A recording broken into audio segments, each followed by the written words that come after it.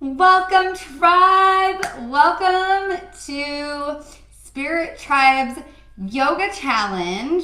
Thank you so much for joining us and coming along this awesome journey of yoga, daily yoga. So today is day one of the challenge. Congratulations for not only signing up, but opening this video and setting up your mat and getting ready to just take this challenge head on. So first of all, give yourself a little pat on the back for being here, for showing up for yourself, for making yourself a priority today. Yes, you are awesome. So today's challenge, day one, we are going to dive deep into sun salutations. Sun salutations, in my very humble opinion, are one of the most important key elements to any home yoga practice. Our goal here at Spirit Tribe is to get you to have the best practice from your own home that you can possibly have without having to go drive to a studio, pay a bunch of money, or go through the hassle.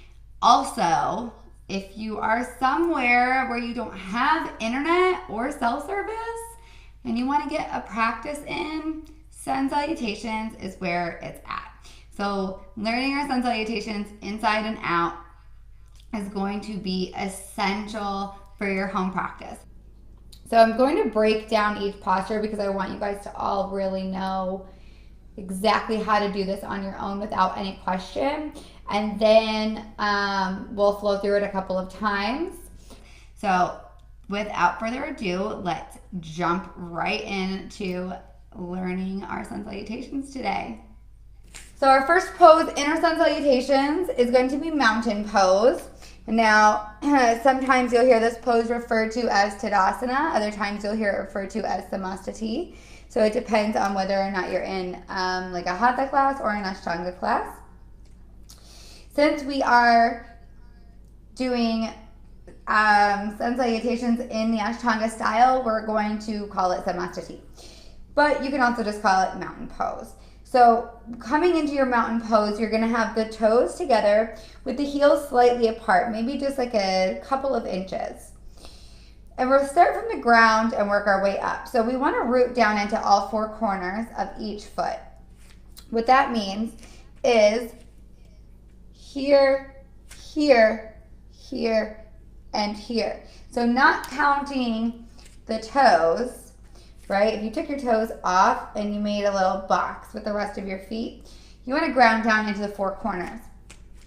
Maybe even lift the toes here a little bit, and that can help you press down into the balls of the feet and feel yourself grounding. Now from there, lift the kneecaps and engage the quadricep muscles, right? So we want to really work on engaging the quadricep muscles whenever we're lifting the kneecaps. Engage the core.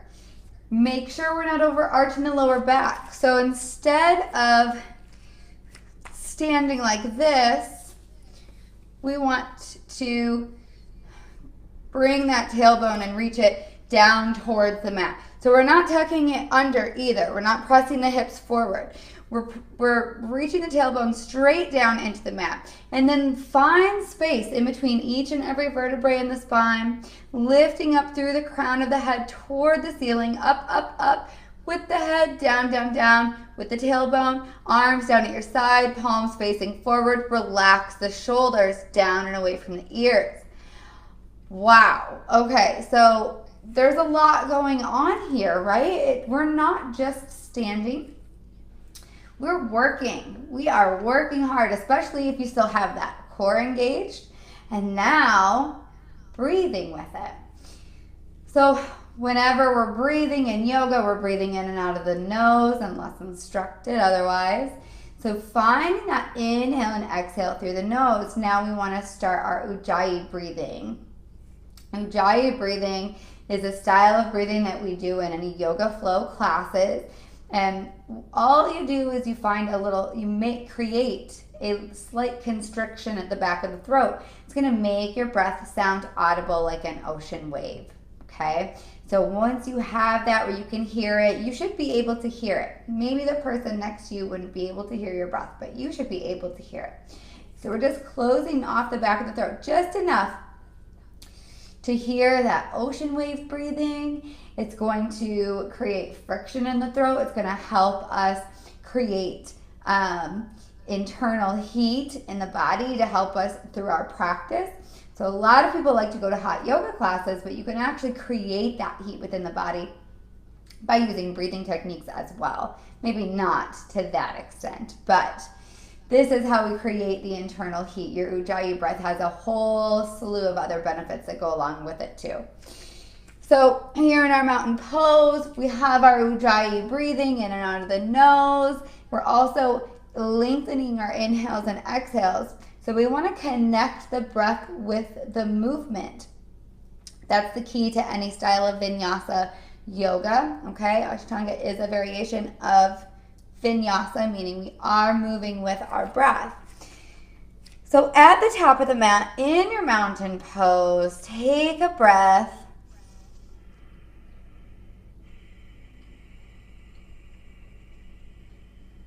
On your next inhale, the arms are going to sweep up overhead.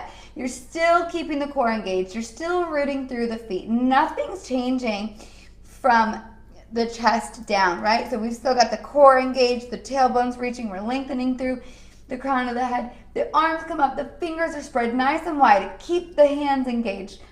Turn and look up at the hands. Hastakra Dristi.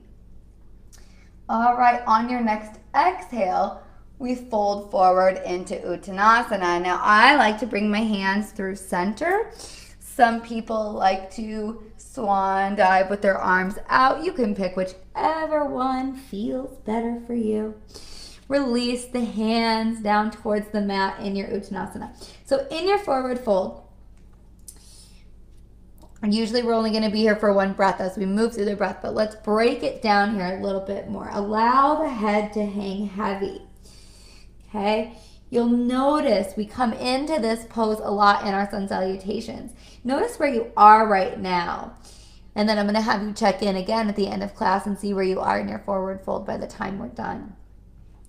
So you exhale into your forward fold. Relax the upper body. As you inhale, you're going to bring the back up for a flat spine going for length. The hands can come down to the shins, okay? But we're not putting any weight. We're not placing our hands on our legs and putting pressure there. That's going to send the knees back. We don't want to do that. The hands just come here. You don't even have to bring them here. You can bring them out to the side, wherever you are. Keep that navel pulled back into the spine, right? Nice flat back here, reaching out through the crown of the head. And then on your next exhale, the hands come down to the mat. This is where things speed up a little bit. So the feet are going to step back into your plank. And we're going to come into our Chaturanga Dandasana. To do Chaturanga, if you're here in your plank, you're going to want to shift forward on the toes first and then start to lower down, but keep those elbows glued to the ribs, coming down nice and slowly and controlled.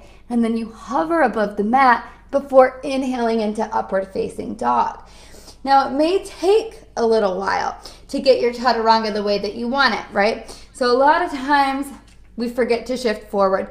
Notice if I step my feet back into plank and I start to lower down, notice the angle of my arms, right? Now notice the angle of my arms if I shift forward and come down. They're at a nice 90-degree angle. So you want to find that 90-degree angle with the arms. It's going to take some of the pressure off the shoulders. A lot of times people may get hurt doing their Chaturanga. They may hurt the shoulders because they don't have the arms where they're supposed to be. So that shift forward, what it really does is it brings the hands from being up here under the shoulders to right here next to the chest. And then you lower down nice and controlled. Now, it may not be nice and controlled the first 100 times you do it. That's fine. It may not be nice and controlled the first 1,000 times you do it. Practice makes progress. So we're not going to just be starting a yoga practice and be able to do all of this perfectly. This is just where the goal is, okay? Also, on the website, if you go to the Yoga Basics page, Chaturanga is a pose that's broken down, and you have some different kind of exercises that you can do using props like straps around the arms to help get you into the correct posture so you can see what it feels like if you don't have the arm or the core strength to get you into it, okay? So feel free to check that out. So from here, we've shifted forward. Again, lower down, elbows in 90 degrees, nice and slow, hover, hover, and then inhale, upward facing dog. When you come into your upward facing dog, we want to shine the chest forward, bottom of the chin is parallel with the mat, lifting the top of the thighs up off the mat. If you need to modify, you can keep the thighs down. You don't have to lift, okay? And then as you exhale, we're going to come into downward facing dog. All right, this is probably, next to Chaturanga, the trickiest pose of the sun salutations because there's so much going on here that you have to remember. So this time we're going to start with our hands and work our way through our body of all the little adjustments that you can be making. So starting with the hands, make sure that the fingers are spread nice and wide on the mat, okay? So every time the hands are down here on the mat, we want the fingers spread. No matter what pose you're in, if your hands are on your mat, just get into the habit of spreading the fingers because the weight that's coming into your hands, we want to create a nice solid base for all of that weight that's coming into your wrists and your hands. It's gonna help protect the wrists and the elbows and even the shoulders a little bit, right? If we have our hands together, we don't have as wide of a base for that weight. So spread the fingers nice and wide. Middle finger should be facing the front of your mat, okay? And then allow the head to hang completely heavy, looking at the top of the thighs or maybe even the belly button. Relax the shoulders down the back, away from the ears. So I'll face you and see if you can see this. This is before I relax the shoulders. So this is downward dog. We want to bring those shoulders down. So you see that difference? Relax the shoulders down the back, away from the ears. So instead of being up here, bring them down. Head hangs heavy. Fingers are spread wide. Now, the ultimate goal of downward facing dog is actually to extend in the spine, to find as much space in between each and every vertebrae as we can. So this is the most important part of your downward facing dog, is going to be to press the hips up. So we want to bring the hips up and back, right? Because that's going to help us extend in the spine, lengthen through the spine, keep the core engaged. So when you have, we have a tendency maybe when we reach the hips up to let the belly start to hang. So engage the core, lift the hips, find that space in between the vertebrae. Now if your heels aren't down on the mat, that's okay, because the goal is to extend the spine. If you need to keep a slight micro bend in the knees or even leave the heels up off the mat in order to really feel that the spine decompressing, then take that. If you can drop the heels, good, and then if you can straighten into the legs, great. Make your way in, and then you may notice by the time you get here, you have to bring the shoulders down the back again, or engage the core, or continue to make all of these little minor adjustments. So for myself personally, it's a wave of adjustments. Every time I'm in downward dog, I adjust something, and when I do that, something else, let's go. So it's okay. The important thing to remember is that this is your practice, and it's not going to be perfect, right? Nobody's practice is.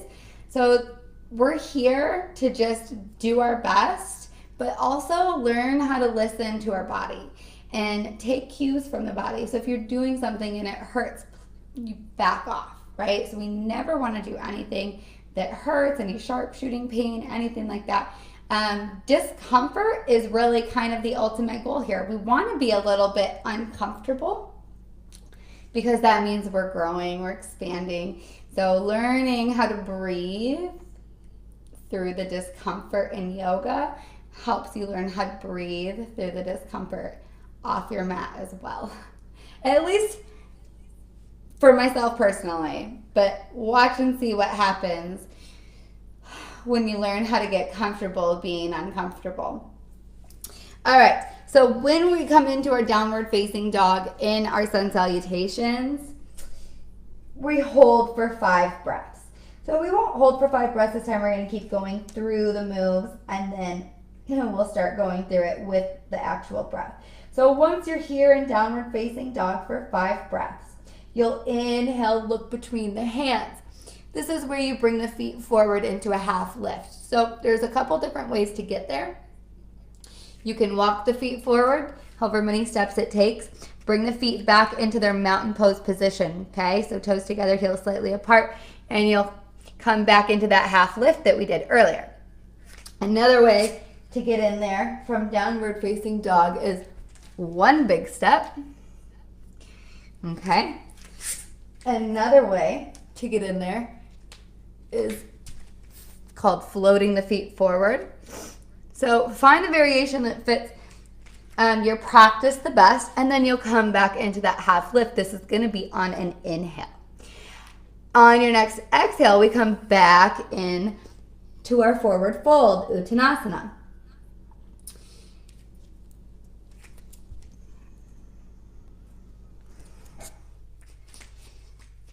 All right, and then inhale the arms up. And exhale, release back into mountain pose. Check in with yourself here. Check in with your mountain pose. Are the kneecaps lifted? Are the quadricep muscles engaged? Is the core activated? How are you feeling here in your mountain pose, okay? So our sun salutations you can think of as kind of coming full circle. So there's a few poses that are repeated. Our mountain pose, our arms up, our Uttanasana A and Uttanasana B, which is your half lift. Those are repeated. So we go through it one way and then we come back out of it the same way that we went into it. So learning to kind of remember that cycle is the easiest way. I promise you sun salutations is going to make your home practice so much better. All right, let's go through our sun salutations now. So we are going to do 4 rounds of sun salutations with the breath, the Ujjayi breath. So coming into mountain pose, Samastati. Inhale the arms up. Exhale, fold forward, Uttanasana. Inhale, half lift. Exhale, hands to the mat, step the feet back. Shift it forward, lower for Chaturanga. Inhale, upward facing dog. And exhale, downward facing dog. 5 breaths here. Focus on the breath. Run through your mental checklist of minor adjustments you can be making. Hands spread nice and wide. Relax the head. Release the shoulder blades down the back. Lift the hips. Engage the core.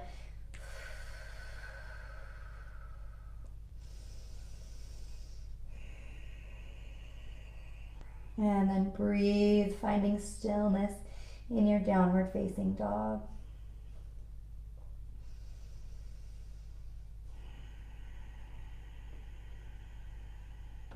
One more breath.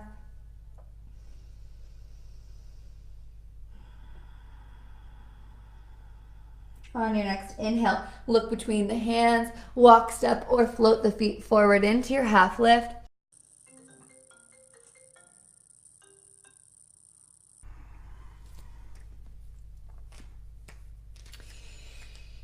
Into your half lift. Exhale, fold forward. Inhale, arms up. And exhale, release. Again, inhale the arms up. Exhale, fold forward. Inhale, half lift, flat back. Exhale, hands to the mat, step the feet back, chaturanga. Inhale, upward facing dog. And exhale, downward facing dog. 5 breaths.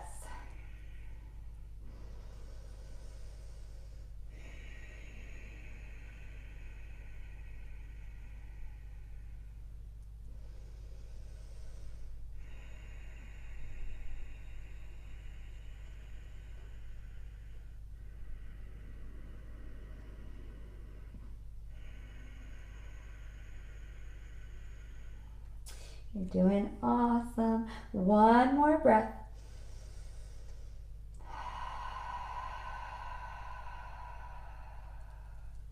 Inhale, look between the hands, walk, step, or float the feet forward, half lift. Exhale, fold forward. Inhale, arms up. And exhale, release. Halfway there, let's get it, tribe. Inhale, arms up. Exhale, fold forward. Inhale, half lift. Again, notice where you're getting with your forward fold each time. Exhale, step the feet back, chaturanga. Inhale, upward facing dog. Keep the shoulders down and away from the ears. Exhale, downward facing dog. Adho Mukha Svanasana. 5 breaths.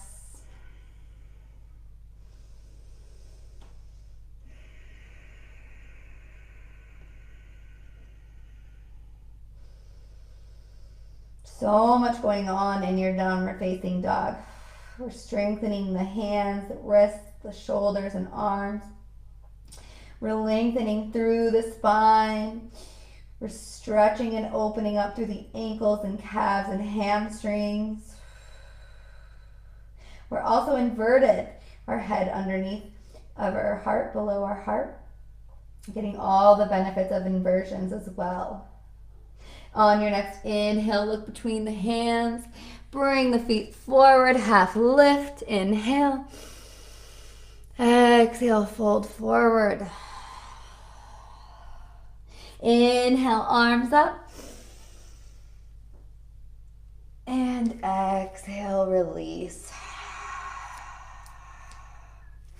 All right, last one. Inhale, arms up. Exhale, fold forward. Inhale, half lift. Exhale, hands to the mat. Step it back, chaturanga. Inhale, upward dog. Exhale, downward dog. Last one, last downward dog. 5 breaths.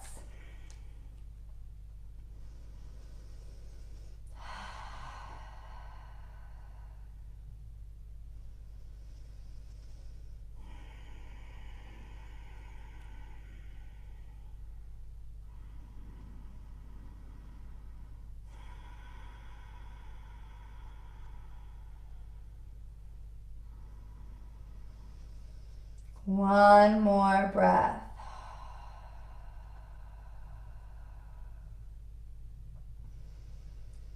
On your next inhale, look between the hands, walk, step, or float the feet forward, half lift. Exhale, fold forward. See where your forward fold is compared to where it started. Inhale the arms up. And exhale, release. Woo! All right. So, we got the heart rate up. We moved. We felt good. We learned our sun salutations in and out. So I hope that that was extremely beneficial for you. Take a moment here, if you like, to at the end of this video, take a Shavasana. You've earned it. You've earned it. You've earned it. Feel free to lie down in your Shavasana for 5 minutes or however long you have. I hope you guys enjoyed doing that with me as much as I enjoyed sharing it with you. And now you have this super awesome tool for your yoga practice. And in my opinion, next to the breath, sun salutations are probably the most valuable part of your yoga practice. So thank you so much for joining me today. It was my honor to guide you through your practice. Namaste.